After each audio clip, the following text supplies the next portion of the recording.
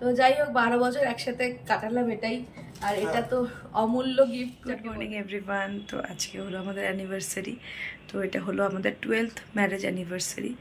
তো ব্লগটা এখন থেকেই স্টার্ট করছি। তো সকালবেলা এখন প্রায় 7:30 পৌনে 8টা বাজে।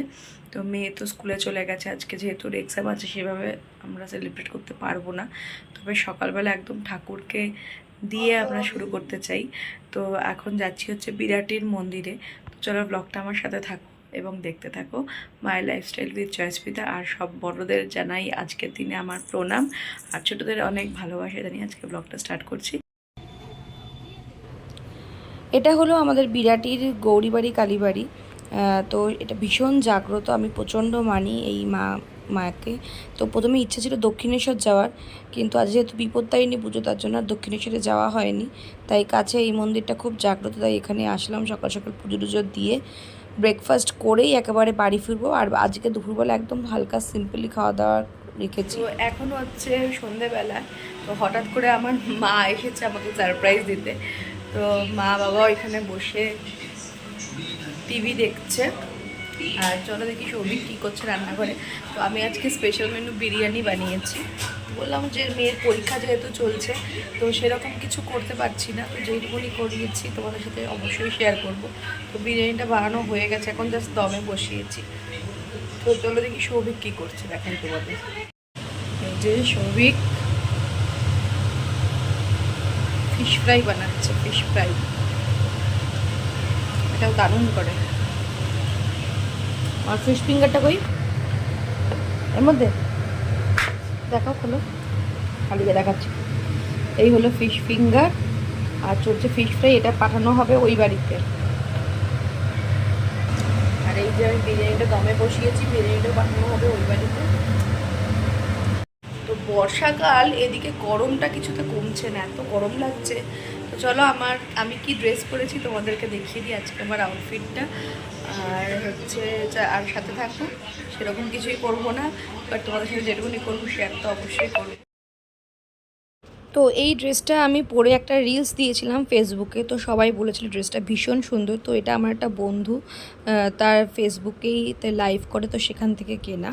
তো বেশিরভাগই ড্রেসই আমি না মিন্ত্রা থেকে নিই, আর লাইভ থেকে নিই বেশ একটা দুটো মানে ড্রেস এরকম। কিন্তু আমার এই ড্রেসটা ভীষণ পছন্দ হয়েছিল, আর কিন্তু এটা আর সেকেন্ড অপশান ছিল না, মানে আর কেউ পাবে না, এই একটাই ছিল। তো সেটাই আমি লাস্ট মোমেন্টে নিয়ে নিয়েছি। এটা আমি নিজে গিফট করেছি অ্যানিভার্সারিতে। আমি তো ধরতেই পারছি না। খাবে? কেমন আছে খেয়ে দেখো, বলো। দারুণ, দুর্দান্ত। জামাই করেছে বলে কথা।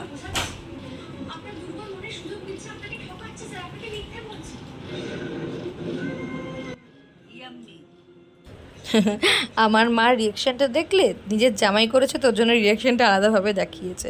তো জামাই যাই হোক, সবিক কালকে রাত্রিবেলায় একটা কেক নিয়ে এসেছিলো, তো সেটা রাত্রিবেলায় আমরা কাটতে পারিনি, তো তার জন্য সেটা এখন আমরা কাটবো। আর মানে এখানে মা বাবাকে খুব মিস করছিলাম, মানে আমার শ্বশুর শাশুড়িকে। তো যাই হোক না কেন, তারাও মানে আশীর্বাদ করুক, তারা যেহেতু দিদা আছে ওই জন্য আসতে পারেনি। আর আমার বাবা মারও কোনো প্ল্যান ছিল না, হঠাৎ করে এসেছে একদমই।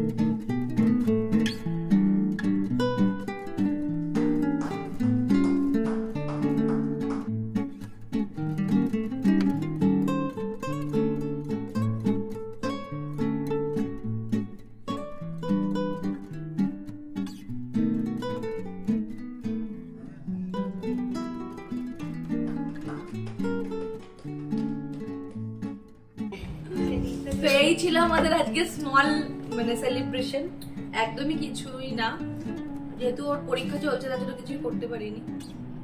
তো তোমাদের ভিডিওটা কেমন লাগলো প্লিজ জানিও। তো আর কন্টিনিউ করবো না, শুধু খাওয়াটা, আমাদের বিরিয়ানিটা খাওয়াটাই বাকি আছে। তো ফিশ ফ্রাই তো খেয়ে নিয়েছো, বা ফিশ ফ্রাই থেকে ভালো হয়েছে।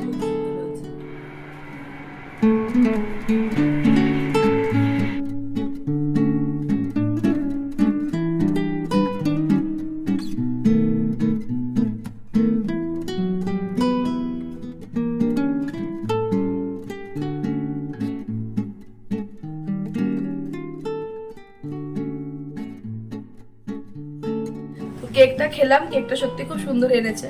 তো আমরা যে সবাই আছি, শুধুমাত্র মা বাবারাই মিস, মানে যেহেতু বাড়িতে দিদা আছে তার জন্য আসতে পারেনি, তো ওদের খাবার দাবারটা পাঠিয়ে দেওয়া হয়েছে। তো যাই হোক, 12 বছর একসাথে কাটালাম এটাই, আর এটা তো অমূল্য গিফট। তো তোমরা অবশ্যই কিন্তু জানিও কেমন লাগলো ভিডিওটা। আর আমার মেয়ের পরীক্ষা চলছিল বলে আর কিছু সেলিব্রেশন কাউকে ডাকতে পারিনি, বাড়িতে কিছুই সেভাবে করতে পারিনি। আশীর্বাদ করো যেন আরো অনেক বছর আমরা মানে সারাটা জীবন একসাথে থাকতে পারি। আর মানে যারা বয়সে বড় আছো আমার প্রণাম জানাই, আর যারা ছোট আছো আমার আন্তরিক ভালোবাসা। তো সবাই খুব সুস্থ থেকো, ভালো থেকো, দেখা হচ্ছে একটা ভিডিও নিয়ে। তো আজকের মতো নমস্কার, আসছি আরেকটা ভিডিও নিয়ে অন্য আরেকদিন। সবাই খুব ভালো থেকো, সুস্থ থেকো, দেখা হচ্ছে আরেকটা ভিডিও নিয়ে অন্য সময়।